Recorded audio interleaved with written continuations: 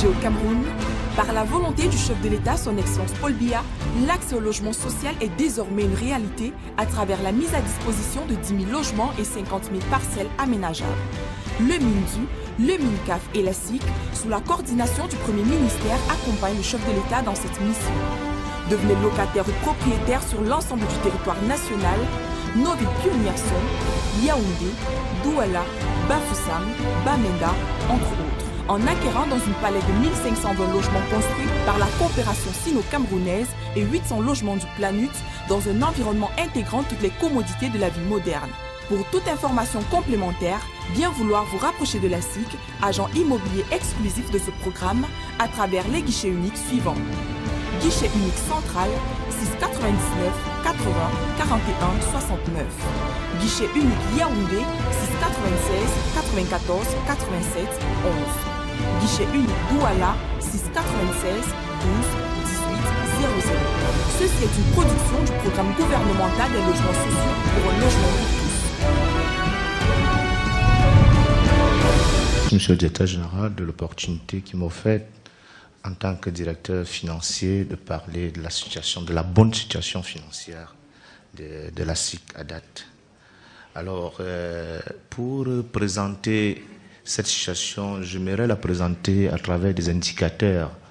Ces indicateurs, je voudrais les présenter en deux phases. Les indicateurs avant une certaine période et les indicateurs actuels. Quand je dis avant une certaine période, je voudrais évoquer des indicateurs avant la période 2018. Nous parlerons d'abord des indicateurs bilanciels, c'est-à-dire des indicateurs des ratios du bilan, des bilans de la SIC. Pour dire qu'avant 2019, la SIC était une entreprise non rentable à travers son indice de rentabilité qui était très négatif. La SIC réalisait des pertes moyennes d'environ 3,5 milliards à 4 milliards par exercice. En termes de trésorerie, la trésorerie qui permet à la SIC de faire face à ses engagements, la SIC disposait à peine 500 millions de trésorerie dans ses comptes. Cette trésorerie ne permettait pas à la SIC de pouvoir régulièrement payer les salaires. Il fallait faire recours à des découverts permanents, dans des crédits à court terme auprès des institutions financières de la place, du marché bancaire. La SIC ne pouvait pas faire face à ses engagements vis-à-vis de ses fournisseurs. Les fournisseurs n'étaient pas payés et cela faisait une très mauvaise presse de la part de la SIC. Et nous devons relever que cet état de choses a également dégradé ce qu'on appelle les capitaux propres. Ces capitaux propres qui constituent la richesse des propriétaires de l'entreprise étaient tellement bas. Et vu les déficits générés, les déficits cumulés de 3 milliards environ, la SIC ne pouvait véritablement pas s'endetter dans le marché bancaire local ni marché financier. Aujourd'hui, dès 2019, un travail d'arrache-pied a été abattu. Et aujourd'hui, nous pouvons dit que la SIC a une meilleure santé financière, dans ce sens que ces indicateurs bilanciels sont améliorés. Nous sommes partis d'un total bilan en 2008 de 117 milliards pour des capitaux propres de 84 milliards. Aujourd'hui, en 2023, nous avons un total bilan de 173 milliards pour 158 milliards de capitaux propres. Vous convenez avec moi que lorsqu'on a 158 milliards de capitaux propres, ça ouvre les portes à ce qu'on appelle dans le jargon bancaire la petite bancaire. Tous les banquiers veulent toquer à nos portes pour proposer des financements. Nous également, nous disons que nous sommes partis d'une trésorerie active de 500 millions. Aujourd'hui, nous avons une trésorerie qui avoisine une vingtaine de milliards dans les comptes. Cette trésorerie nous permet également de soutenir la relance de la production des logements, permet de faire face aux engagements, permet aujourd'hui à la SIC de payer le salaire. Si les conventions hautes permettaient à la SIC aujourd'hui de payer 2 fois le salaire en un mois, la SIC le ferait sans problème. Ces problèmes, la SIC ne les connaît plus.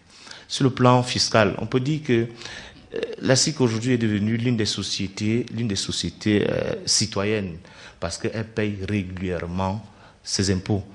Et pour la gouverne, il faut relever que la SIC aujourd'hui, le fait que les prix de la SIC sont des prix administrés, la SIC porte la charge fiscale en lieu et place des locataires. Il faudrait que les locataires de la SIC le sachent. La SIC paye en lieu et place des locataires SIC une TVA annuelle de 500 millions. De 500 millions de francs de manière générale.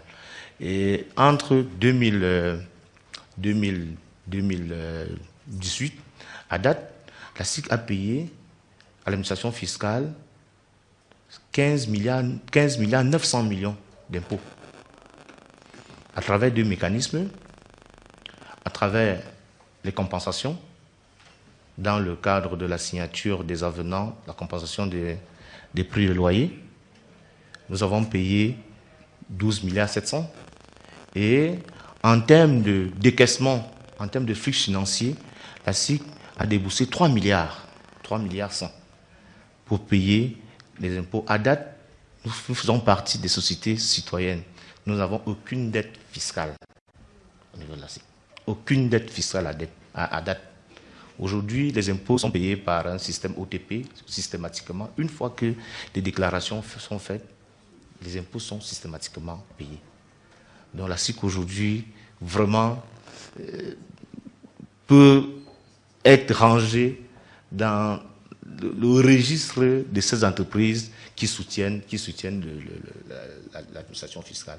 Nous devons également saluer l'apport du ministère des Finances qui a accompagné la Société immobilière du Cameroun à travers effectivement la signature de ces avenants à cette convention de 1994 qui a permis de renouer avec les résultats comptables positifs.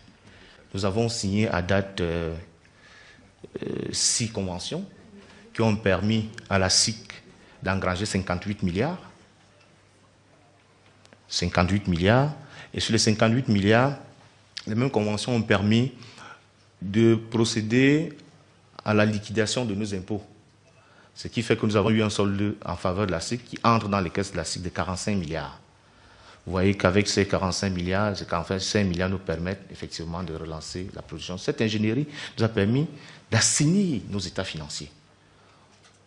Aujourd'hui, nous avons un taux d'endettement qui est de 0. Nous avons un taux d'endettement de 0. Nous avons, à travers une syndication bancaire, conduite sans publicité aucune, conduite par la CBC, des banques locales, emprunté de l'argent pour lancer l'immeuble Fondi, 10 milliards. Mais avec ce boom des ressources que nous avons reçues, nous avons anticipé l'encours. Aujourd'hui, la SIC réalise le projet Fondi sur fonds propres. Donc nous avons un taux d'endettement qui est nul, 0. Nous avons quand même un taux de rentabilité positif, la rentabilité financière, qui permet aux propriétaires de l'entreprise, l'État, de savoir que les fonds investis, il y a au moins un retour sur investissement, malgré que la production n'est véritablement pas pris corps. Mais nous avons pu, à travers cette ingénierie, redonner une autre vision financière à l'entreprise. Parlons des capitaux propres. Vous voyez que nous avons un taux d'accroissement des capitaux propres. De 2018 à 2024, à 2023, nous avons un taux d'accroissement de 88% des capitaux propres. La richesse des propriétaires, de la richesse de l'État. Vraiment, ce sont ces indicateurs-là, aujourd'hui, qui nous permettent, qui matérialisent, qui démontrent à suffisance que la SIC, aujourd'hui, est une entreprise qui se porte bien.